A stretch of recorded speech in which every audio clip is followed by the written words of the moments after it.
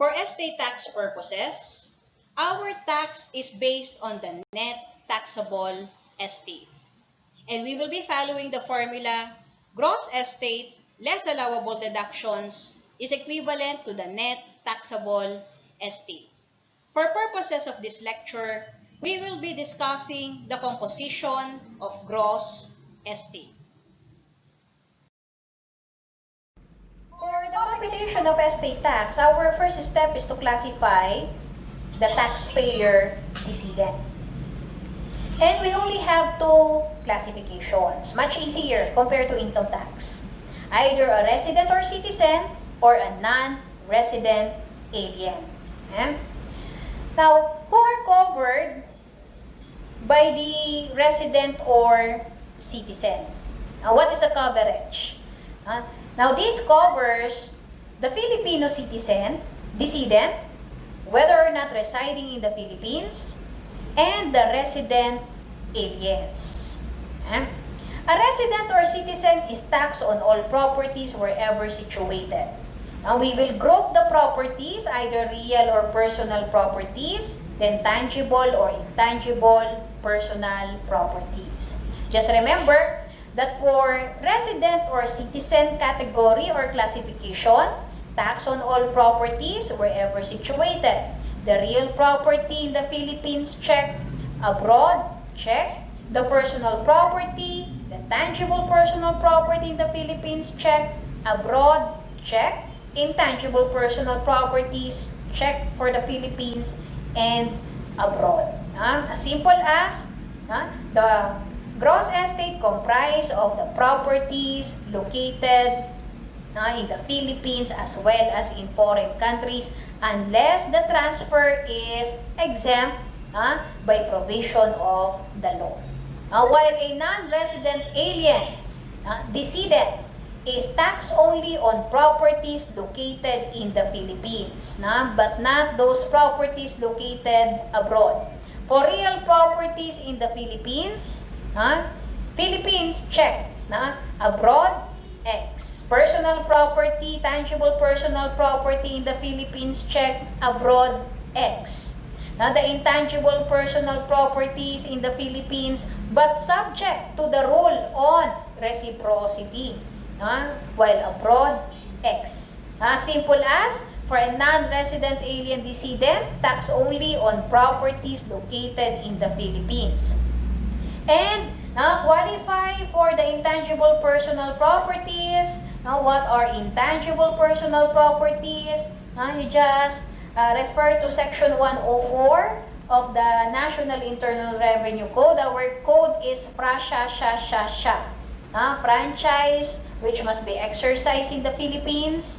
Shares, obligations, or bonds of business or sociedad anonima organized here in the Philippines. Shares, obligations, or bonds of foreign corporation. 85% of the business in the Philippines.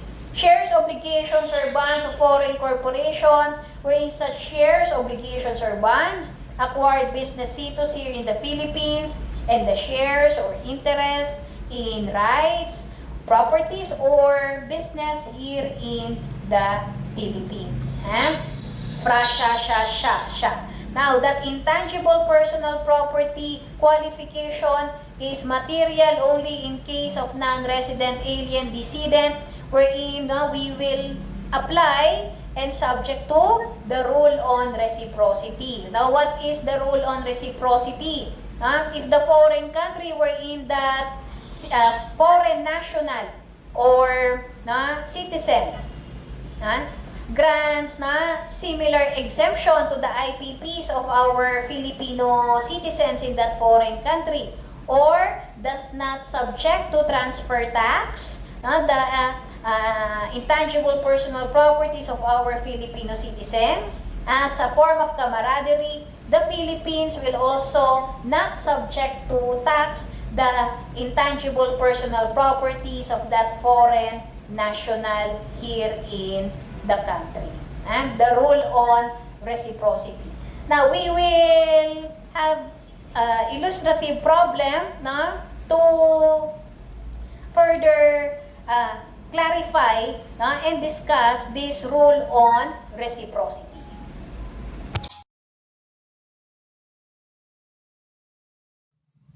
As I reiterate, the rule on reciprocity applies only to non-resident aliens, particularly on mortis causa donations, when the properties are intangible personal properties, which are located within the Philippines under the following circumstances.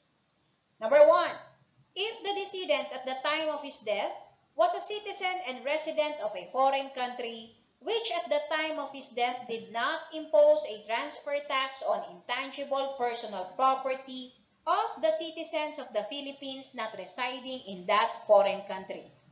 Or, number 2, if the laws of the foreign country of which the decedent at the time of his death allows similar exemption from transfer taxes of every character or description in respect of intangible personal property owned by citizens of the Philippines not residing in that foreign country.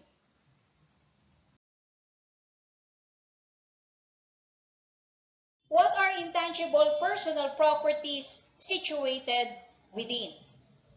Our code is FRA-SHA-SHA-SHA-SHA. Number 1, franchise which must be exercised within the Philippines. Number 2, shares, obligations, or bonds issued by any corporation or sociedad anónima organized or constituted in the Philippines in accordance with its laws. 3, shares, obligations, or bonds issued by any foreign corporation, 85% of the business of which is located in the Philippines. 4, shares, obligations, or bonds issued by a foreign corporation if such shares, obligations, or bonds have acquired a business status in the Philippines. And 5, shares or rights in any partnership, business, or industry established in the Philippines. Class, for easy computation, you just remember this. If the classification is resident or citizen, tax on all properties wherever located or situated. And expect that the composition or your gross estate is much higher compared to non-resident. Because the non-resident is taxed only on properties located or situated within the Philippines, real properties, personal properties, tangible personal properties, and intangible personal properties only situated or located in the Philippines, and qualify the intangible personal properties of the non-resident decedent. And this will be our tip. Positive, negative. Opposite attracts. If positive, when we say positive, there is reciprocity. The country wherein that foreign national grants similar exemption or does not impose transfer taxes on the intangible personal properties of our Filipino citizens. If it is positive that there is reciprocity, you will not include the IPPs of the non-resident decedent in the gross estate. You will exclude. Positive that there is reciprocity, you will not include. Negative. However, if there is no reciprocity, that means that foreign country is taxing the intangible personal properties of our Filipino citizens in that country. There is no reciprocity. Negative. There will be no exclusion or exemption. And therefore, you include the intangible personal properties of that non-resident decedent in the gross estate for purposes of computing Philippine estate tax. O just remember, madali lang. Positive, negative. Pag mayroong reciprocity, you will not include. Negative. Pag walang reciprocity, negative. You will include the IPPs of the non-resident decedent in the gross estate. And it only presupposes that if there is reciprocity, merong reciprocity, the amount of the gross estate of that non-resident alien is much lower compared if there is no reciprocity. Kasi nga, you will not include positive, negative. You will not include the IPPs of that foreigner in the gross estate. Now just remember, opposite attracts.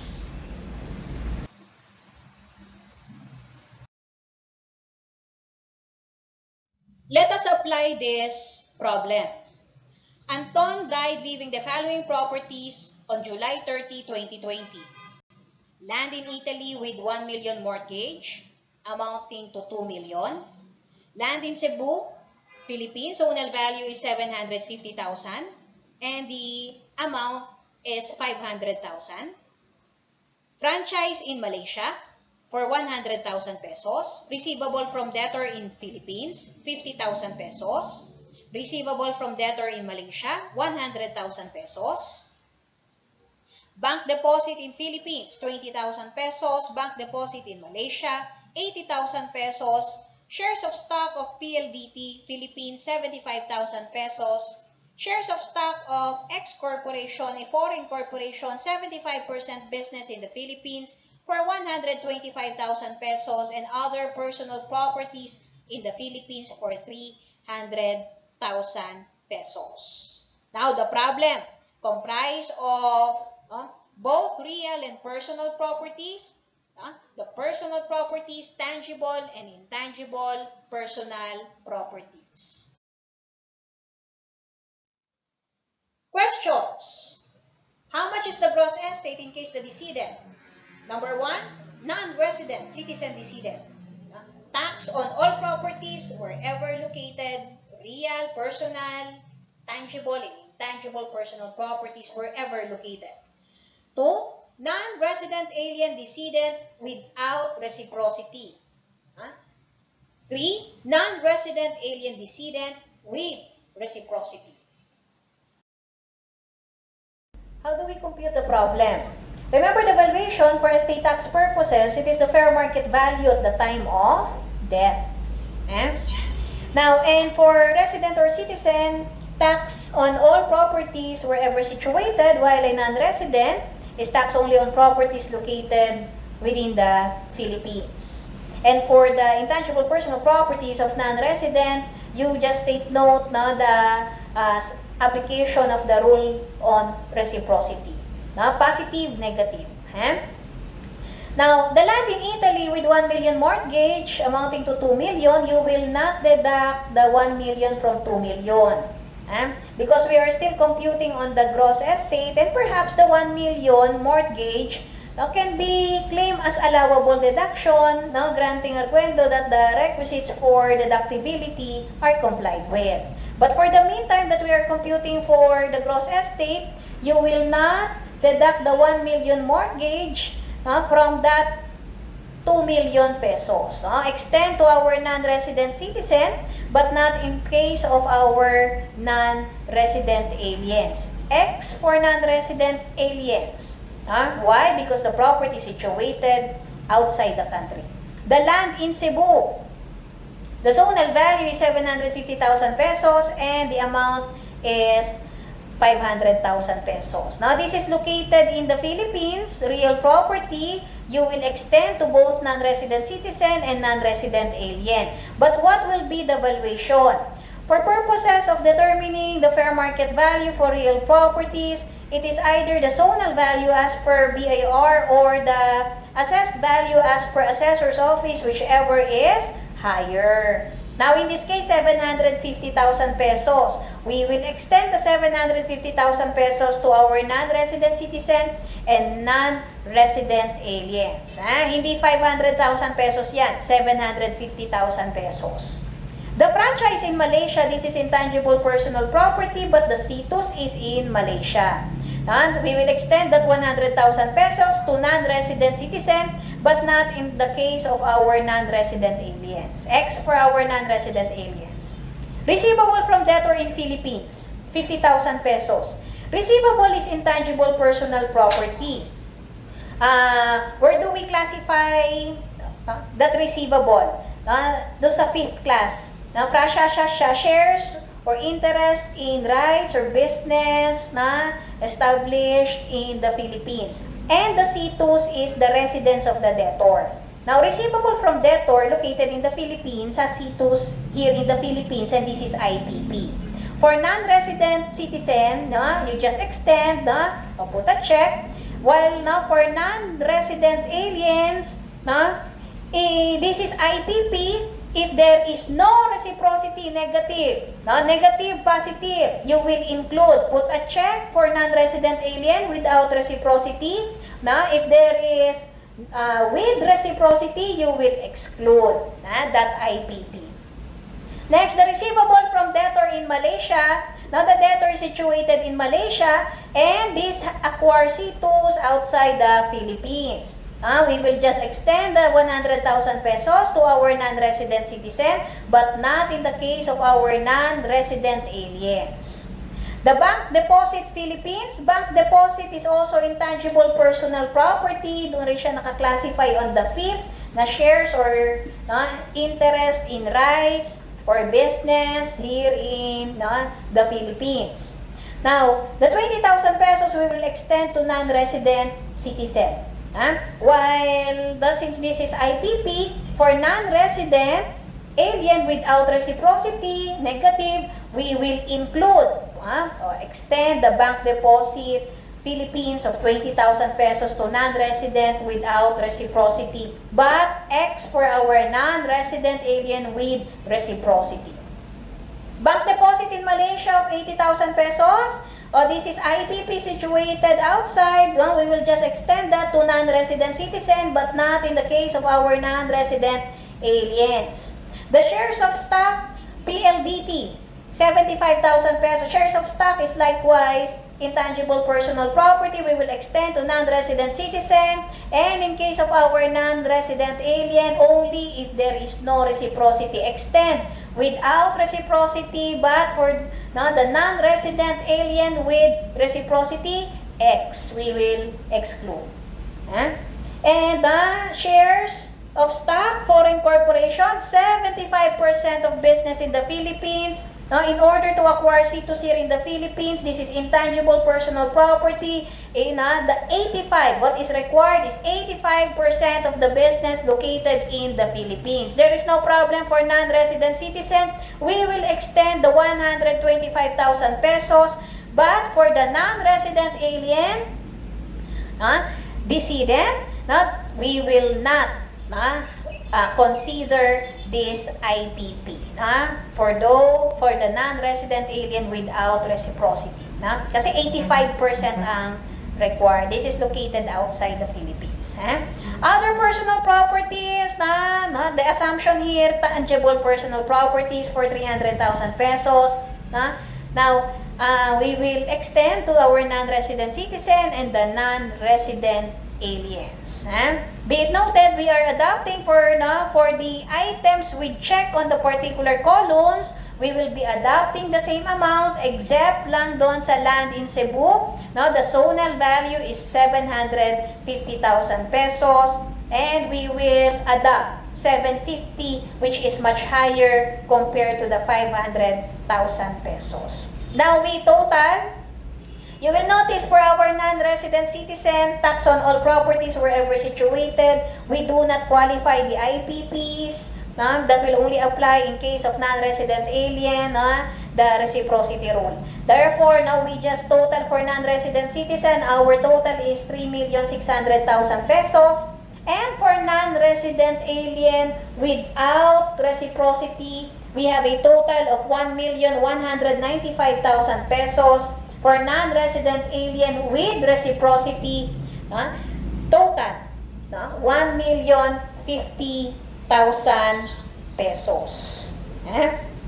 Now, class, you will notice that the non-resident alien without reciprocity has a higher gross estate compared to that of a non-resident alien with reciprocity.